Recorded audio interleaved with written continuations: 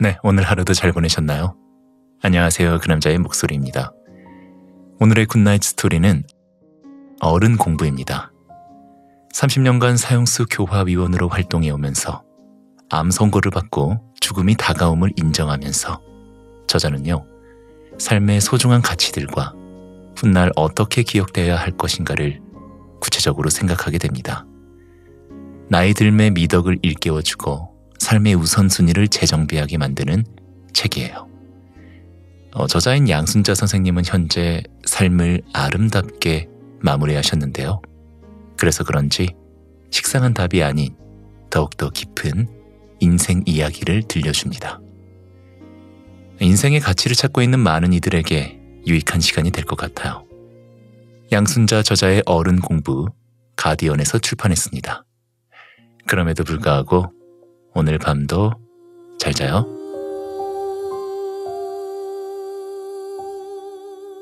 삶은 원래 힘들다. 엄살 떨지 마라. 37살 아직 젊은 나이에 나는 겁도 없이 서울구치소 사형수 담당을 자원했어.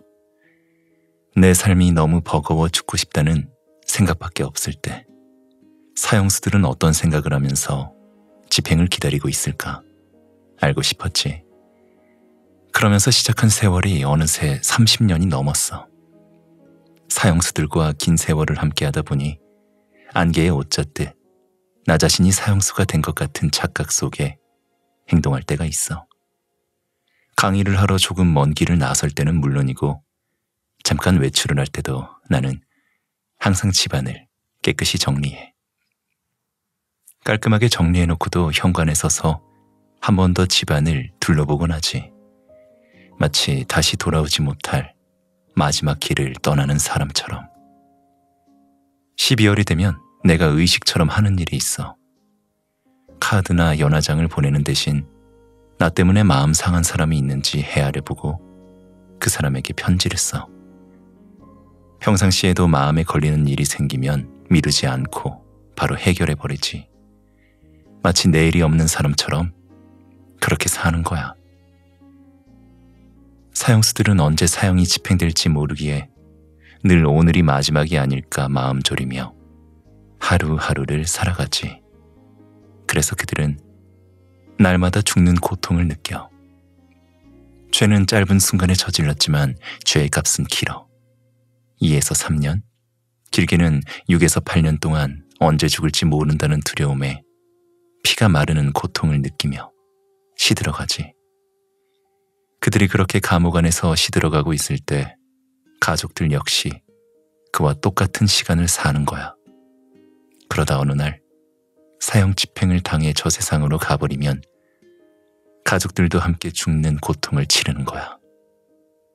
어느 사형수의 어머니는 그 고통을 이기지 못해 끝내 자살로 아들의 뒤를 따랐는가 하면 어느 어머니는 울다 지쳐 실명해버린 경우도 있어.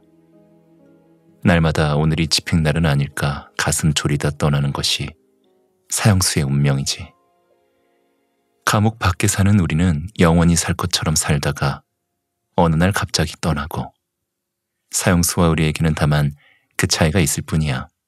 결국 우리는 모두 사형수야.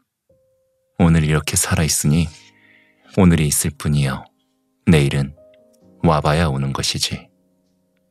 내일 만나기로 한 약속은 지켜지지 않을 가능성이 있는 거야.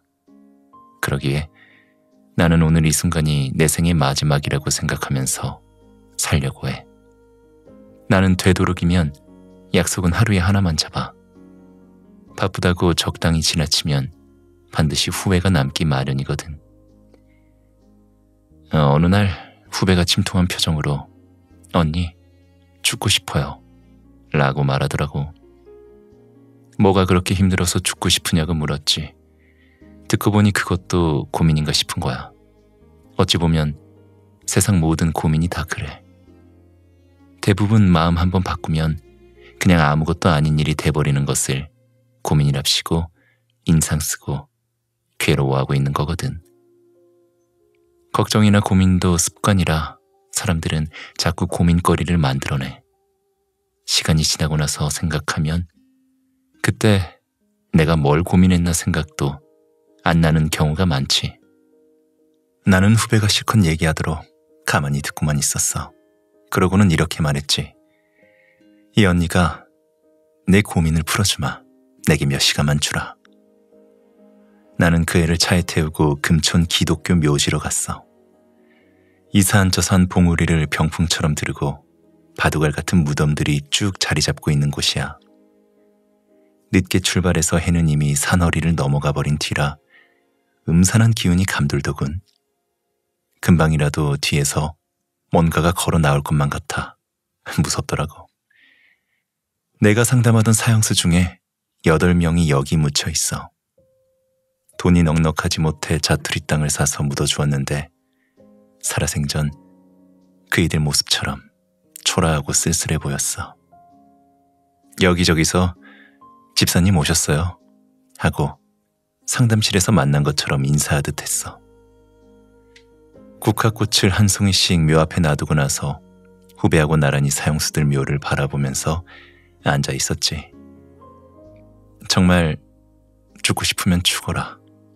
내가 사형수들도 이렇게 묻어주었는데 너 하나 못 묻어주겠냐? 그러자 후배가 기겁을 하면서 내 손을 잡는 거야. 아이고 언니, 으슬으슬 막 몸이 아프네요. 다시는 그런 말 안 할 테니 어둡기 전에 빨리 서울로 갑시다. 나는 그 손을 붙들고 이렇게 말했어. 또다시 그런 배부른 소리 하면 안 된다. 앞으로 몇 번씩 되씹어보고 말해라. 가슴에서 생각하고 나오는 말. 그런 말을 하자. 사람들은 너무 쉽게 인생의 끝을 말하더라. 사형수들은 사형만 면하게 해주면 죽는 그날까지 살과 뼈가 가루가 되도록 좋은 일만 하고 가겠습니다. 하고 간절하게 용서를 빌어. 그래도 집행장으로 가는 길밖에 없어. 우리는 살아있음을 감사하자. 나는 사형수들을 만나면서 무엇이 정말 괴롭고 고통스러운 것인지를 알게 되었어. 그러다 보니 어지간한 일로 괴롭다느니 힘들다느니 하는 말은 안 하게 되더라. 풀어서 풀릴 수 있는 것은 괴로움이 아니요. 참고 기다려서 해결되는 것이면 고통이 아니더라. 세상 살아가면서 곤란이 없기를 바라지 말자.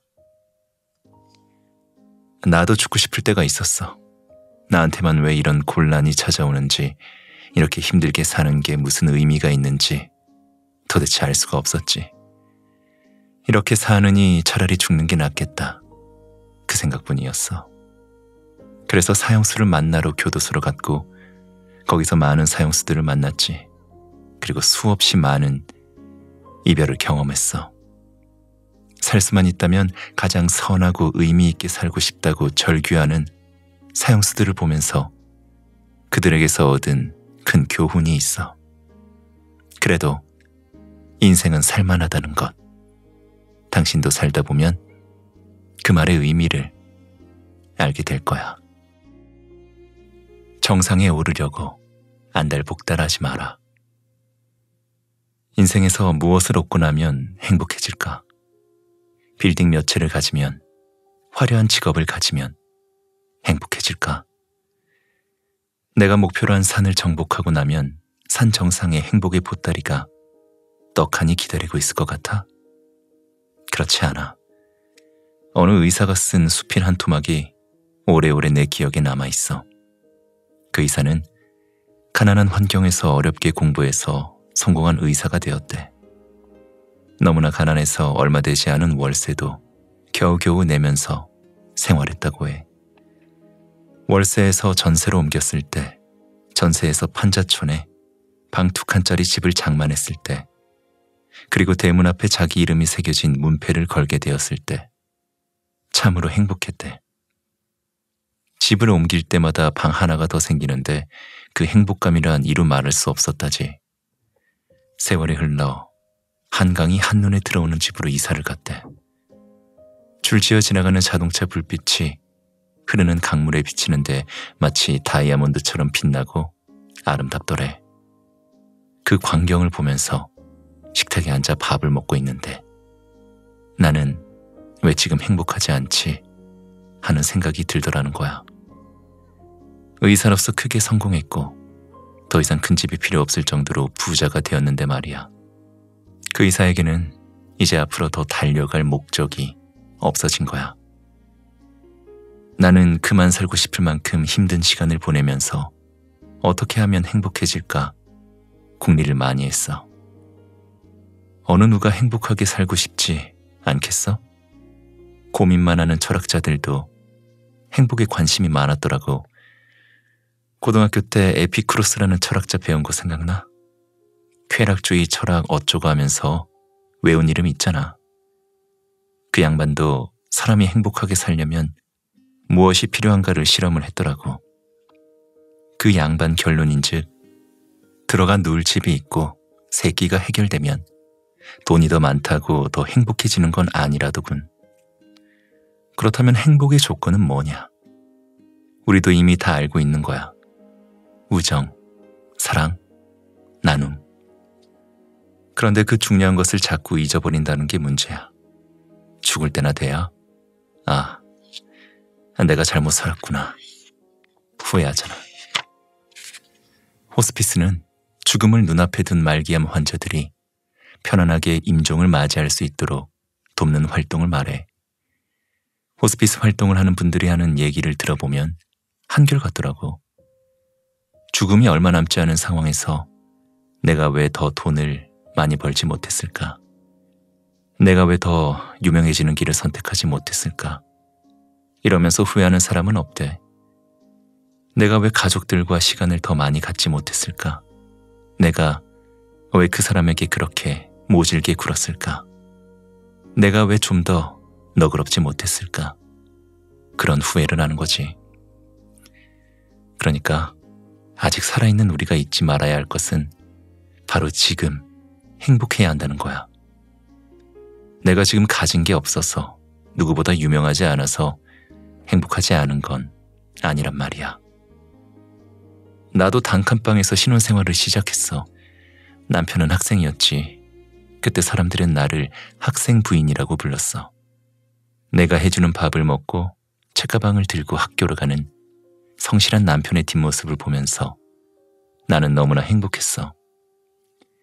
우리 앞에는 희망이 있었기 때문이지. 내가 살던 신혼집 부엌은 흙바닥이었어. 그러니 쌀통이나 물통이 항상 흙바닥에 놓여 있을 수밖에 없었지. 깔끔한 내 성격에 그게 너무 싫은 거야. 어느 날 근처 공원에 갔다가 오는 길에 공사장에서 납작한 돌 하나를 주워왔지. 깨끗이 씻어 쌀통 밑에 놓고 나니 어찌나 딱 맞는지 그 흙바닥 부엌에 자꾸 들어가고 싶은 거야.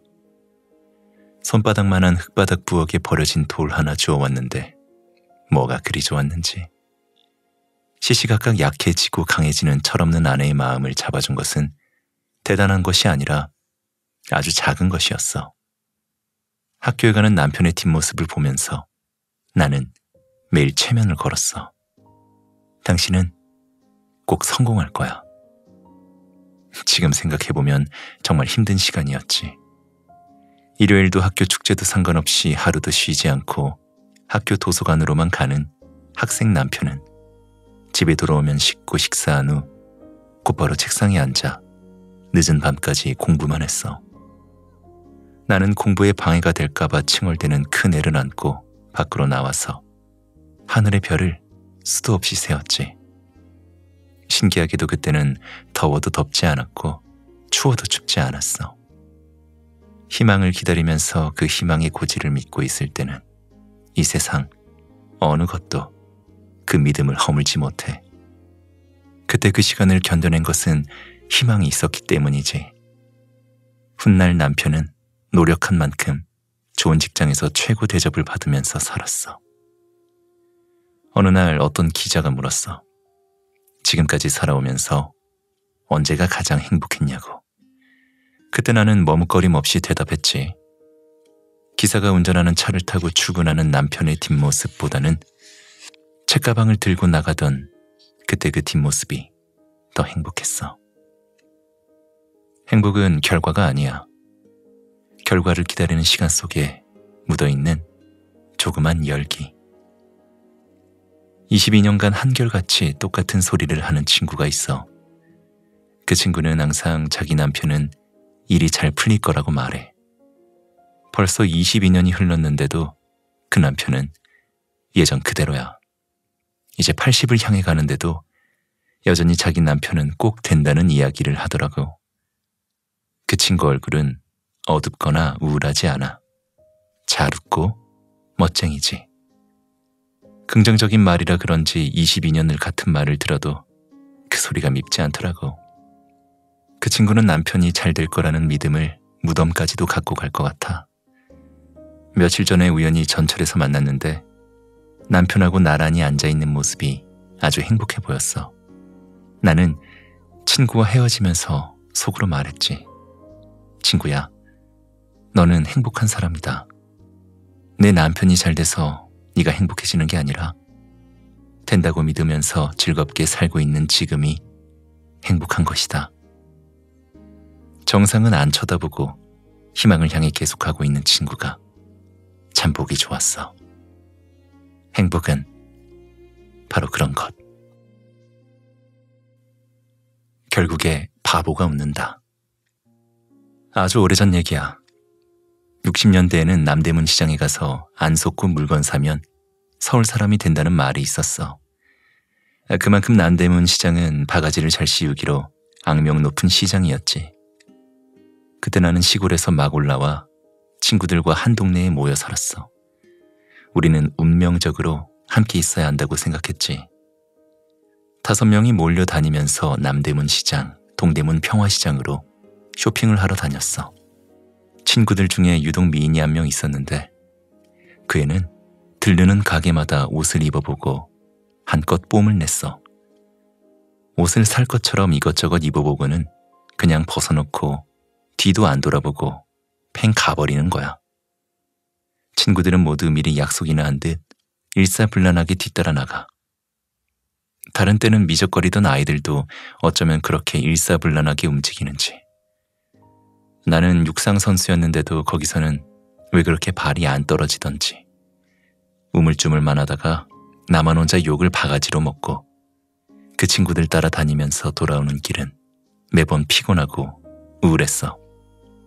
나는 홀로 서기로 작정을 했어. 친구들 몰래 나 혼자 남대문 시장을 찾아간 거야. 이불감을 사러 갔지. 그런데 어디서 사야 좋은 물건을 싸게 살 수 있는지 알 수가 없는 거야. 큰 걱정을 안고 비단 가게로 무작정 들어가서는 솔직하게 말했어. 이불감을 사려고 하는데 주인 아저씨가 가장 좋다고 생각하시는 것으로 골라주세요. 제가 천에 대해서 잘 모르거든요. 나는 비단 장수를 믿기로 했어. 천 장사를 하는 사람보다 누가 더 잘 알겠어? 이렇게 좋은 물건은 어디 가도 못 삽니다. 20년 넘게 남대문에서 비단 가게를 했는데 나를 믿고 골라달라는 손님은 처음이요. 젊은 아가씨가 참 고맙네요. 물건은 좋은 것으로 잘 골랐으니 다음은 가장 중요한 가격 흥정. 나는 이번에도 솔직하게 이야기했어. 아저씨, 얼마를 깎아야 친구들이 바가지 안 썼다고 할까요? 아저씨가 알아서 깎아주세요. 아저씨는 피식 웃으면서 말씀하셨어. 남대문 시장에서 이만큼 싸고 품질 좋은 천을 산 사람이 있으면 데리고 오세요. 이불감을 사서 동네 단골 이불가게에 들렀더니 자기도 이불가게 10년, 비단 장사 20년을 했는데 정말 좋은 물건을 잘 샀다고 말해주었어. 확실하게 검증을 받은 거지. 검증을 받고 나니 내가 어쩜 그렇게 똑똑해 보이던지. 이불가게 주인도 그 도매 가게를 알려달라고 할 정도였어. 그런데 길눈이 어두워 그 가게를 다시 찾아갈 자신이 없는 거야. 그래서 끝내 가르쳐드리지 못했어. 나는 그 일을 통해 주인의 마음을 상하지 않게 하면서 좋은 물건을 싸게 살 수 있는 방법을 배웠어. 길거리에서 채소를 팔고 있는 할머니에게도 똑같이 그 방법을 써봤어. 내 손으로 물건을 지적거리지 않고 할머니, 알아서 좋은 걸로 주세요. 라고 말이야. 그러면 항상 더 좋은 것을 주시려고 하시더라고. 그것도 기분 좋게. 나는 이 방법이 좋다는 확신을 얻었기에 50년 동안 이 방법으로 물건을 사고 있어. 길거리에서 파는 야채라고 함부로 뒤척거리지 마. 할머니에게는 부추 한 단이 자신의 명품인 거거든. 바로 어저께도 전철역 입구에서 호박 하나를 샀어. 할머니는 2개를 다 팔고 싶은 거야. 이젠 7시가 되니 집으로 가야 할 시간도 되고 그래서 2개를 샀어. 할머니가 500원짜리 거스름 돈을 찾는데 오래 걸리는 거야. 할머니, 500원 놔두세요. 저 그냥 갈게요. 얼마쯤 갔을 때 500원 하면서 이름도 모르는 나무를 한 움큼 들고 뛰어오시더라고. 슬프고 짠한 마음이 밀물처럼 밀려왔어. 이렇게 정직한 사람들, 단돈 500원도 그냥 받지 못하는 그 순수한 마음. 다음에 가서 그 마음에 보답해야지.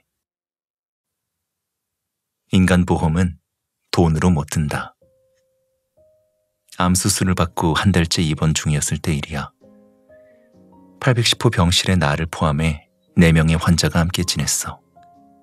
동병상련이라고 서로 같은 처지다 보니 모두들 한 식구처럼 지냈지. 우리 병실에서는 날마다 별의별 일이 다 생겼어. 어느 날 간호사가 병실에 들어와서는 신신당부를 했어. 보험 들어놓은 것 있으신 분들은 퇴원하실 때 꼭 서류 챙겨가세요. 나중에 딴소리 하지 마시고요. 저것이 뭔 소리요? 나는 무슨 말인가 싶어 옆 침대에 앉아있는 간병인에게 물었어. 할머니는 보험 든 거 없으세요? 그 순간 갑자기 딸들 얼굴이 떠올라 알 수 없는 열감이 확 오르대. 우리 애들이 뭐라고 할 아이들은 아니지만 나 혼자 미안스럽게 마음이 든 거지. 보험 들었다는 소리는 많이 했는데 지금 하나도 없다면 바보 엄마라는 사실이 들통날 지경이니 그것이 괴로운 거야. 그래봐야 병원비는 내가 낼 터인데 말이야. 사실 나만큼 보험을 많이 들어본 사람도 없을 거야. 보험 설계사가 우리 집에 와서 보험 하나 들어달라고 사정하면 그냥 보내는 일이 없어. 그러다가 설계사가 다른 곳으로 이직하거나 회사를 그만두면 뒤도 돌아보지 않고 후회 없이 보험을 깼지. 서교동 살 때 일이야. 집 근처 우체국에 자주 갔어. 자주 가다 보니 직원들 얼굴이 낯설지 않았지. 그날도 소포를 붙이기 위해서 주소를 쓰고 있는데 젊은 직원이 내 곁으로 조용히 다가왔어. 그 직원이 기어들어가는 목소리로 말을 걸더군. 아주머니, 보험 하나 들어보실래요? 저희 우체국 직원들에게 보험 계약 할당이 떨어졌는데 어디 부탁할 데가 없어서요. 그나마 낯익은 아주머니에게 어렵게 부탁드립니다. 거절해도 괜찮으니 무리하지는 마세요. 짧은 시간 동안 내 머릿속은 거절이냐 수락이냐 갈림길에서 혼란스러웠지. 저렇게 순한 사람이 잘 아는 사람도 아니고 그저 우체국에 자주 오는 손님일 뿐인데 나에게 와서 이런 부탁을 하기까지 얼마나 힘이 들었을까. 가슴이 짠했어. 얼마짜리를 들어주면 마음이 편하겠습니까? 총각이 정해서 하나 계약하세요. 그러고 나서 나는 다음 달부터 보험금 넣느라고 허리띠를 졸라맸어. 너무 꽉 졸라서 숨이 찰 정도였지. 우체국에 갈 때마다 그 직원은 아들처럼 따뜻한 인사를 건넸어. 7개월쯤 뒤부터 우체국에서 그 인사 잘하던 직원이 안 보여. 다른 직원에게 물어봤지. 그랬더니 마포 우체국으로 발령을 받아갔다는 거야. 아이고 살았다. 그럼 보험을 깨도 그 직원에게는 해가 안 가나요? 예, 괜찮습니다. 그 소리를 듣자마자 그 자리에서 보험을 깼어. 보험 깨지는 소리가 얼마나 행복하게 들리던지 내가 너에게 평안을 주노라는 주님의 음성이 들리는 듯했어. 얼마 후 외국에서 보낸 소포가 우리 집에 왔는데 내가 집에 없어서 우체부가 2번이나 집에 왔다가 갔다면서 소포를 찾으려면 마포 우체국으로 가라는 메모가 붙어있더라고. 할 수 없이 처음으로 마포 우체국에 갔지. 한쪽에서 공사를 하느라 어수선했어. 2층까지 올라가는 계단이 심리처럼 아득했지. 막 계단을 올려가려는데 위에서 젊은 직원이 휙 날라서 내려왔어. 오셨어요. 저 땡땡 우체국에 있던 직원입니다. 그 친구가 나를 보고는 단숨에 내려온 거야. 그러고는 두 손으로 내 손을 덥석 붙잡아. 많이 용감해진 것 같았어. 그때는 말도 제대로 못했는데 가장 힘들었을 때 아주머니는 저에게 희망을 주셨습니다. 어떻게 아주머니를 잊을 수 있겠습니까? 도둑이 제발 저린다고 나는 물어보기도 전에 고백했어. 나 그 보험 깨먹었는데. 괜찮습니다. 그때 아주머니가 보험을 들어주셔서 얼마나 도움이 되었는데요.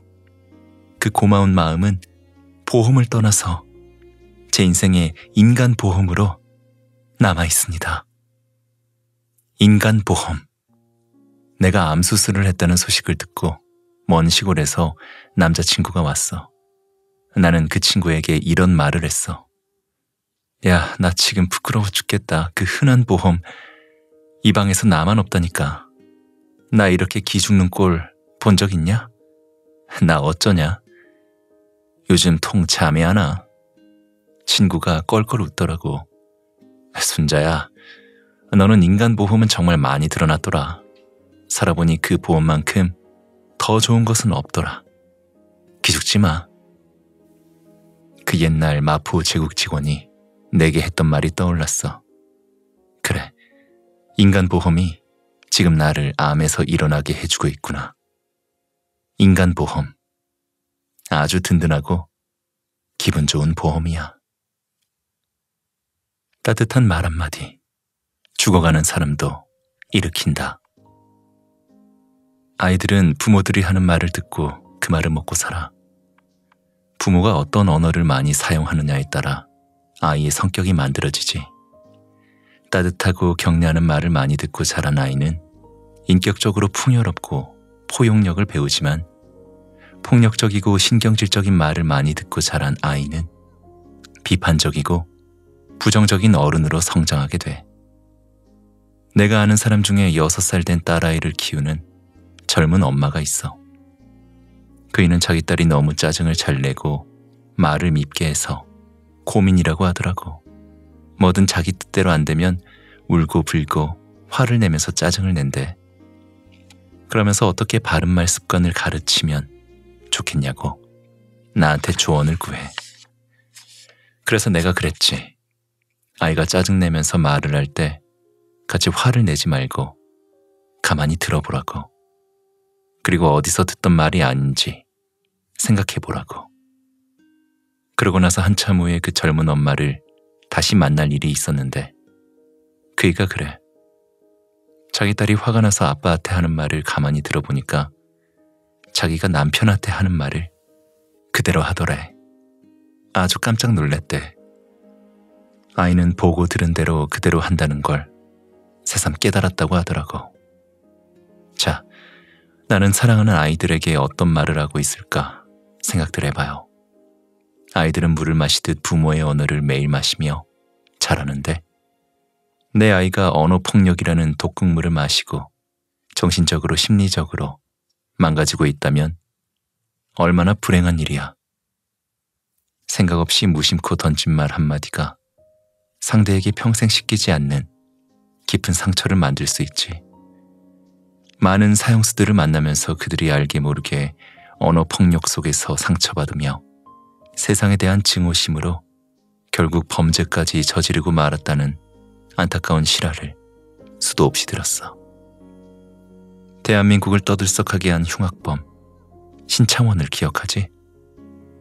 그가 서울구치소에서 재판을 받고 있을 당시 구치소 보안관은 매일매일 힘들고 괴로운 날을 보내야 했어. 사건 사고가 끊이질 않아 조용한 날이 하루도 없었거든. 견디다 못한 보안관은 교무과에 협조 요청을 했어. 제발 신창원이 좀 달래보라고. 당시 교무과에는 김 과장이라는 분이 계셨는데 이분은 성품이 온순하고 신앙이 깊었어. 우람한 체격도 아니고 재치 넘치는 달변가도 아니었지. 자그마한 키에 낮은 음성, 여자인 내가 한 손으로 밀어도 금방 넘어갈 것 같은 만만한 체구였어. 보안과의 요청을 받은 김 과장님은 재판을 받으면서 한창 사고를 치고 있던 신창원을 교무과로 불러들였어. 여러 사람을 그렇게 힘들게 하면 네 마음은 편하겠니? 나도 너처럼 장성한 아들만 셋을 키우고 있다. 부모는 똑같은 마음으로 자식들을 사랑해줘도 제각각 불만을 갖고 있더라. 너라고 왜 불만이 없겠니? 하지만 교도소 좀 도와주라. 이렇게 말하고는 커피 한 잔을 마시게 하고 보냈대. 지금 상황에서 무슨 말이 더 듣고 싶을까 평안하게 해주려고 따로 부탁하는 말도 하지 않았대. 몇 달 후 재판이 끝나 신창원은 감호 대상이 돼 청송 감호소로 이송을 가게 되었어. 교도소는 다시 한번 초긴장 상태에 돌입했지. 어떻게 저 신출기몰한 흉악범 신창원을 청송 감호소까지 무사히 데려갈 것인가를 놓고 있는 머리 없는 머리를 다 동원해서 작전을 짜느라 동분서주했다지. 그때 과장님이 다시 한번 신창원을 교무과로 불렀어. 먼 길 가는데 따뜻한 커피 한 잔 먹여보내고 싶은 마음에 청송에 가서 잘 살고 나오기 바란다. 그곳까지 무사히 가주었으면 좋겠구나. 그렇게 아주 짧은 몇 마디를 하고 나니 침묵이 흘렀어. 과장님이 이제 그만 나가보라고 해도 신창원은 일어나지 않고 머뭇거리고 있더래. 왜? 무슨 하고 싶은 말이라도 있냐? 과장님, 죄송합니다. 신창원은 어렵게 말문을 열더니 앞가슴에서 무언가를 꺼내 과장님 앞에 내놓더라는 거야. 이송 갈 때 작업하려고 준비했습니다. 신창원이 내놓은 물건은 못을 갈아서 만든 예리한 송곳 하나와 팬티 고무줄을 꼬아 만든 끈이었대. 이 정도면 맨손으로 날아다니면서 사건을 만든다던 신창원으로선 못할 일이 없었을 텐데 과장님은 너무 놀라서 무어라 대꾸할 말도 생각이 안 났대. 이거 여기 놓고 청송까지 잘 가겠습니다. 과장님, 항상 고맙게 생각하고 있습니다. 그런 따뜻한 말은 처음 들어봤거든요. 과장님은 몇십 년 동안 교도소 안에서 볼 건 못 볼 건 많이도 보며 사신 분이야. 신창원은 그런 분을 깜짝 놀라게 했지. 생각지도 못한 신창원의 모습을 보는 순간 과장님 마음이 뭉클해지더래. 따지고 보면 과장님이 그렇게 대단한 연설을 하신 것도 아니잖아. 누구나 했을 법한 평범한 말을 했을 뿐이야. 그리고 과장님은 돌아서 나가는 신창원의 등을 한 번쯤 쓰다듬어 주셨을 거야. 그분은 항상 그랬으니까. 가슴을 울리는 말은 화려하고 힘있고 카리스마 넘치는 그런 말이 아니야.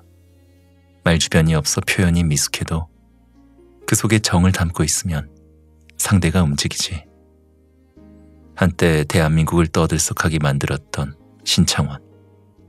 그 강한 사내가 무엇 때문에 여리고 순한 김 과장님 앞에서 무너져 버린 것일까?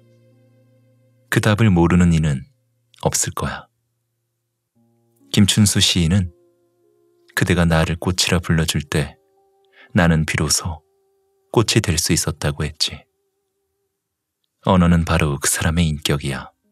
전혀 모르는 사람도 5분만 말을 섞다 보면 그 사람의 인격이 그대로 묻어나와. 언어는 또 얼마나 힘이 센지 몰라.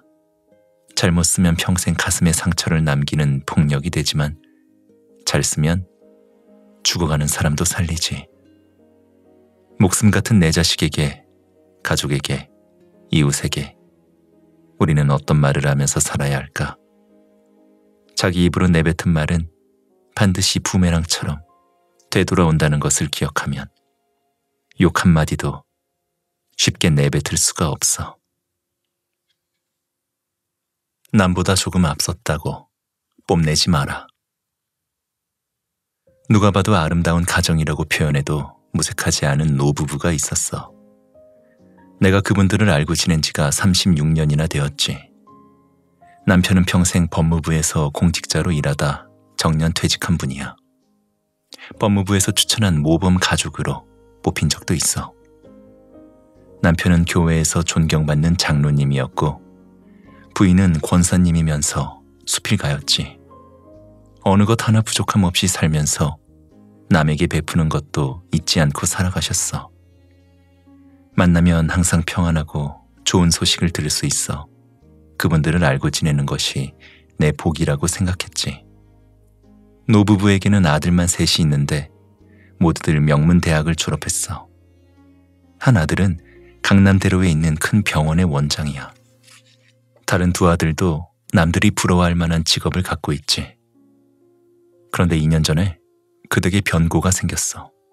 저녁 6시쯤 부인이 약을 사온다며 약국에 갔는데 2시간이 넘도록 돌아오질 않았대. 남편은 슬슬 걱정이 되기 시작해 아들에게 전화를 걸었어. 아들이 병원 문을 닫고 10시쯤 아버지 집을 방문했대. 그때까지 부인은 돌아오지 않았어. 가족들은 파출소에 실종 신고를 했고 밤새 뜬 눈으로 세웠대. 새벽 5시쯤 경찰관이 부인을 모시고 왔는데 이런 낭패가 어디 있을까? 사모님이 식구들을 아무도 못 알아봤대. 병명은 급성 치매. 그때부터 이 가족에게 쓰나미처럼 불행이 닥치기 시작했어. 가족 회의를 열어 어머니는 병원에서 모시기로 했대. 남편은 정신없이 2달을 보내다 보니 정작 지병인 당뇨 관리를 할 형편이 못 되었지. 결국은 상태가 나빠져 남편도 당뇨 전문 병원에 입원을 하셨어. 소식을 듣고 병문안을 가보니 이미 치매에 걸린 부인보다 병이 더 깊었어. 얼마 후 2발을 절단하고 심장수술까지 하셨어. 그분이 돌아가시기 전에 나는 전복죽을 쑤어 병원으로 갔어. 장로님은 조용히 울고만 계셨어. 그리고 4일 후 휴대전화에 문자가 도착했어. 아버지가 돌아가셨습니다. 그리고 2달 후 또 휴대전화에 문자가 왔어. 어머님이 소천하셨습니다. 그렇게 멀쩡하던 한 가족이 2년 사이에 모래성 무너지듯 지상에서 사라져버렸어. 허망하고 또 허망했어. 그러고 보면 지금 아들, 딸들 사랑받고 잘 살고 있다고 뽐낼 일이 아니야. 반대로 외롭고 힘들다고 절망할 일도 아니야. 우리 인간의 계산법은 언제나 불확실해. 세상살이는 계산하는 대로 사라지지 않아. 어떻게 사는 것이 잘 사는 것이냐고. 지구에 사는 65억 명이 전부 다르듯이 365일 어느 하루도 같은 날은 없어. 우리가 예상할 수 없는 일들이 매일 일어나지. 그러니 항상 겸허한 마음으로 살아야 하는 거야. 고통과 아픔도 영원하지 않고 행복과 즐거움도 영원하지 않아. 지금 힘들다고 절망하지 말자. 우리를 죽음으로 몰고 가는 것은 병든 육체가 아니라 절망이야. 좋은 날이 올 거라는 희망을 갖고 지금 이 순간에 충실하면 되는 거야. 유서. 유서는 죽은 후에 내가 남긴 재산을 교통 정리해주는 역할을 하지. 나는 남겨줄 재산이 하나도 없어. 빚을 남겨놓고 가지 않으면 다행이지. 그런데도 나는 결혼하고 3년 뒤부터 유서를 꼭 써왔어. 내가 쓰는 유서는 유서가 아니라 인생 연말 결산서 같은 거야. 버릴 것은 무엇이고 챙길 것은 무엇인가. 헌 수첩에서 새 수첩으로 바꾸면서 이런 정리를 하는 거지. 요새는 나이 들면서 하지 말아야 할 것을 한 해에 하나씩 고치기. 아깝고 아프지만 버리면 좋을 것을 분명히 버리기. 이런 데 신경을 많이 써. 어느 해 초에는 올해 내가 꼭 하고 싶은 것은 말을 많이 하지 않고 남의 말을 잘 듣기라고 적은 적이 있어. 연말에 되돌아보고 100점도 도달하지 못했다고 채점이 나오면 다음 해로 다시 가져가지. 올해 이 사람은 정리를 해야겠다. 이런 내용도 있어. 내 인생에 도움이 안 된다고 판단한 사람은 수첩에서 깨끗이 지워. 제야의 종소리를 들으면서 나는 나를 세탁했어. 2010년 12월 수술하기 전날 일산병원 안병동에서 딸에게 엄마가 수술실에서 그대로 가면 이렇게 해달라고 부탁했지. 1. 알릴 곳은 명단에 적힌 23명이 전부야. 여기만 연락하고 나중에 엄마 찾는 전화가 오면 언제 가셨습니다 라고 말해주면 돼. 내 휴대전화 유효기간은 30일이야. 2. 오늘 사망하면 다음날 화장해라. 3. 수의 입힌다고 벌거벗겨놓고 새 옷 입히지 마라. 내가 입은 옷 그대로 엄마가 늘 덮고 자던 혼잎을 넣어 나를 덮어라. 4. 조의금은 받지 마라. 5. 가루는 절대 항아리에 넣어 납골당이 두지 말 것. 그때 상황에 따라 너희들이 처리하기 좋은 방법으로 알아서 뿌리고 싶은 곳에 뿌려라. 6. 절에 가서 사구제하지 마라. 제사 지내지 마라. 이 세상에 와서 70년간 살았던 내 내신 성적표를 그대로 갖고 가는 것이니 기도나 연불 잘해준다고 내 내신 성적이 바뀌지 않는다. 나는 내 성적표 들고 가서 심판받을 것이다. 부록 1. 엄마가 숨을 멈추면 숨 쉬라고 다른 방법 쓰지 마라. 평안하게 가고 싶다. 2. 화장이 끝나고 유골을 땅에 뿌릴 때까지 엄마가 항상 듣던 CD만 틀어라. CD는 책상 위에 있다. 내가 사랑하는 음악 들으면서 환상의 섬 이니스프리로 천당 가는 마음으로 갈 것이다. 슬퍼하지 마라. 내가 행복하게 가는데 울긴 왜 울어. 너희들이 너무 슬퍼하면 내가 힘들어. 꼭 지켜주기 바란다. 이상.